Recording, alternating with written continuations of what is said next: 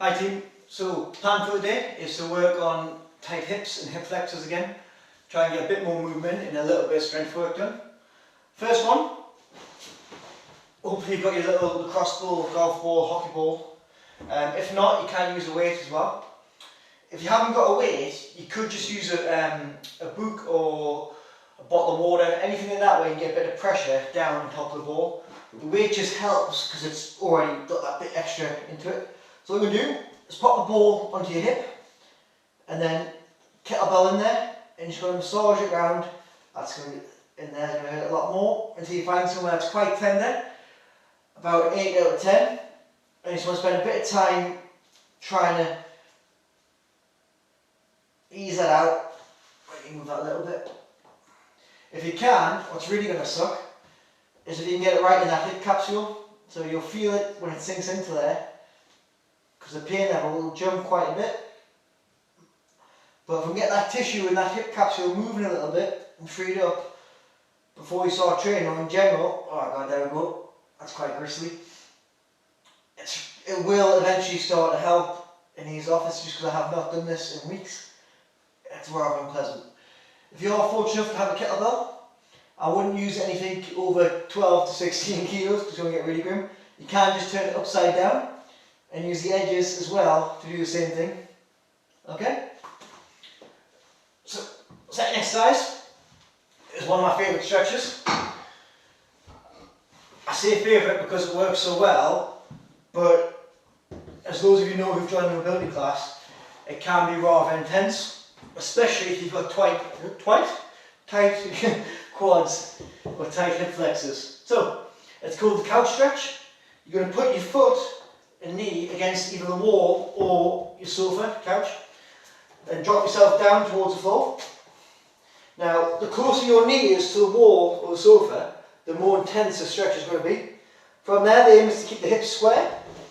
I'm going to start off by just pushing ourselves back as far as we can against the wall. Alright, get ourselves stacked as possible. Then you can shimmy your front leg out. I'll shift my knee a little bit. And then you can come forward into a nice deep lunge. Try and imagine this hip relaxing and dropping down to the floor. I say try because it's rather hard to imagine at the minute. Having a bit of support there for this will help. Alright, so no matter what you use, if you stack a load of books up, if you've got some bricks outside, anything you can find to help keep a better position. If I take my hands away, it's much more difficult. I can get it a little bit, but my balance is going to go. So I'm going to drive back and then come forward as far as I can into that lunge and work back again.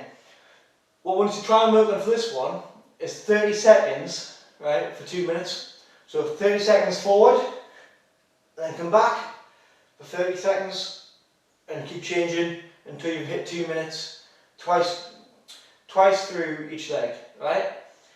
It is intense, but if you can do that a couple of times a week, it is going to start to make a big difference to your hip mobility, and it might even relieve some knee pain for those of you that are suffering from a little bit of knee pain.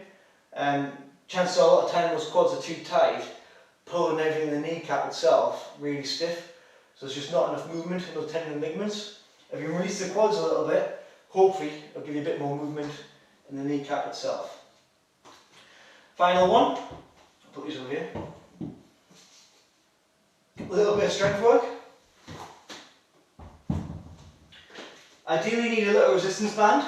I'll show you a variation you can do without. I'm going to pop around your feet, lie back. From there, you can have your hands on the floor or across your chest, doesn't matter too much. Squeeze your bum nice and tight, that 50-pound note where you're sucking a peanut up there. And I want you to imagine you're pushing your belly button down into the floor as hard as you can the full time.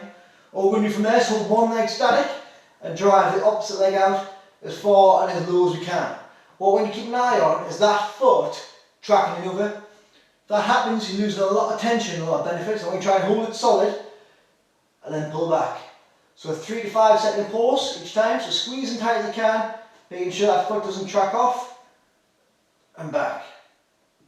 Driving down the floor, holding it solid, and then back. Nice. If you haven't got a band, what we can work on is pulling and pushing the opposite way. So one hand on my shin, one hand on my knee. With this hand I'm going to drive my foot away. With this hand sorry, with this leg I'm going to drive my foot away, with this leg I'm going to drive my knee up towards my chest.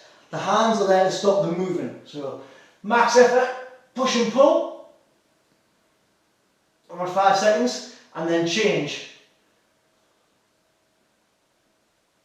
So what we're trying to do there is generate some shear force that will hopefully, the tension going through the hips will hopefully loosen it off.